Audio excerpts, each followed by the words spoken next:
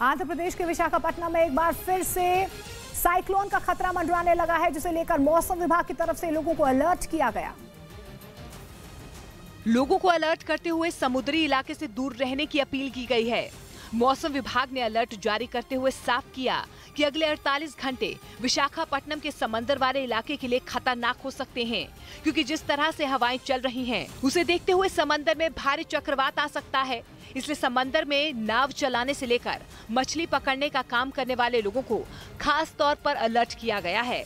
आपको बता दें कि इससे पहले भी इसी साल मई में विशाखापट्टनम में चक्रवात आया था, जिससे भारी नुकसान पहुंचा था, लेकिन इस बार मौसम विभाग ने पहले ही लोगों को अलर्ट कर दिया है। उधर खबर है कि यूक्रेन जंग में पुतिन की लगातार मदद कर रहे ईरान को अमेरिका और यूरोप ने सबक सिखाने की तैयारी कर ली है, क्योंकि ईरान ने पहले रूस की आत्मघाती शाहिद 136 ड्रोन देकर ये सिर्फ 10 जर्सी गायों के साथ हर साल 18 लाख कमा रहे हैं। आपको भी ये सीखना है तो फ्रीडम ऐप को अभी डाउनलोड कीजिए। मदद की और अब उसके बाद पुतिन की फौज को ईरान से जल्द ही बैलिस्टिक मिसाइलें मिलने की खबर सामने आ गई, जिसके बाद ईरान यूक्रेन के साथ अमेरिका और यूरोप के टारगेट पर भी आ गया। खबर है कि जब से ये चर्चा होने लगी कि ईरान पुतिन को 2 तरह की बैलिस्टिक मिसाइलें देने वाला है, तब से ज़ेलेंस्की और उनके समर्थन में खड़े देश गुस्से से भर गए और वो हर उस हथकंडे को अपनाने की जिद ले बैठे जिससे कि जंग को तीसरे विश्व युद्ध के बदलने में देर नहीं लगेगी। एक दिन पहले यूक्रेन की राजधानी कीव में जिन ड्रोन ने तबाही मचाई, वो माना जा रहा है कि वही ड्रोन है जो पुतिन की सेना को ईरान से मिले हैं। आत्मघाती ड्रोन शाहिद 136 जो दुश्मन को तबाह करने के बाद अपने बेस पर लौटते नहीं, बल्कि वहां खुद को ही मिटा देते हैं। हालांकि ईरान ने इस बात को कभी नहीं माना कि उसने पुतिन की शाहिद 136 ड्रोन देकर मदद की, लेकिन अमेरिका ने दावा किया कि ईरान अब तक सैकड़ों ड्रोन रूस को दे चुका है, जिनका जंग में लगातार यूक्रेन के खिलाफ इस्तेमाल भी किया जा रहा है।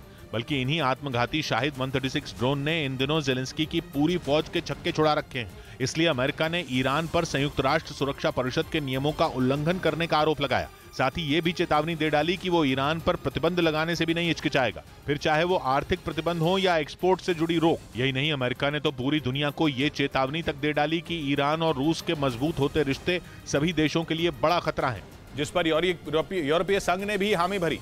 साथ ही ये भी बताया कि वो ईरान के आत्मघाती ड्रोन के खिलाफ सबूत इकट्ठा करने में जुटा है, जिसके बाद वो ईरान के खिलाफ सख्त कदम उठाने से पीछे नहीं हटेगा।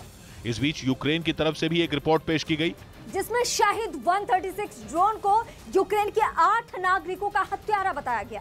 दावा किया गया कि जंग के दौरान ईरान के इन आत्मघाती ड्रोन ने एक ही दिन में यूक्रेन के 2 शहरों कीव और सुमी में 4 लोगों की जान ले ली। ऐसे में अमेरिका के रक्षा मंत्रालय ने यूक्रेन को उसका शक्तिशाली एयर डिफेंस सिस्टम NASAMS यानी national advanced surface to air missile system जल्द से जल्द सौंपने का काम तेज कर दिया। अमेरिका को यूक्रेन को कुल 8 एयर डिफेंस सिस्टम देने हैं, जिनकी मदद से ज़ेलेंस्की की सेना को दुश्मन पर सतह से हवा में वार करने में मदद मिलेगी। ये सारी तैयारियां जंग में इस्तेमाल हो रहे ईरान के शाहिद 136 ड्रोन को कड़ी टक्कर देने के लिए की जा रही हैं। जबकि अमेरिका का ये कहना है कि वो ये नहीं जानता कि रूस को अब तक ईरान से कितने ड्रोन मिले हैं। हालांकि उसने दावा किया कि चाहे ईरान रूस को शाहिद 136 ड्रोन देने से कितना मुकरे, लेकिन ये बात पक्की है कि पुतिन के सैनिकों के लिए ईरान के आत्मघाती ड्रोन युद्ध में बड़ा हथियार साबित हो रहे हैं, जिनसे निपटने के लिए अमेरिका और यूरोप के पास प्लान तैयार है। वहीं दूसरी तरफ से रूस के पूर्व प्रधानमंत्री दिमित्री मेदवेदेव ने भी इजरायल को चेतावनी दे दी, क्योंकि इजरायल के एक मंत्री ने हाल ही में साफ किया था कि ईरान अगर रूस को बैलिस्टिक मिसाइलें देता है तो इजरायल भी यूक्रेन की सैन्य मदद करने से पीछे नहीं हटेगा। जिस पर दिमित्री मेदवेदेव ने आंख भी टेढ़ी कर ली और इजरायल को ये चेतावनी दी कि उसका यूक्रेन की मदद के लिए उठा एक कदम रूस और इजरायल के रिश्तों को बिगाड़ने का कसूरवार होगा।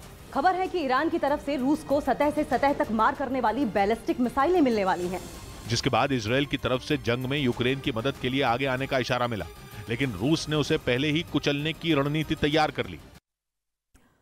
अब खबर उत्तराखंड के चमोली से आ रही है। यहाँ पर जोशीमठ में पहाड़ दरकने की वजह से मलबा गिरकर सड़क पर आ गया।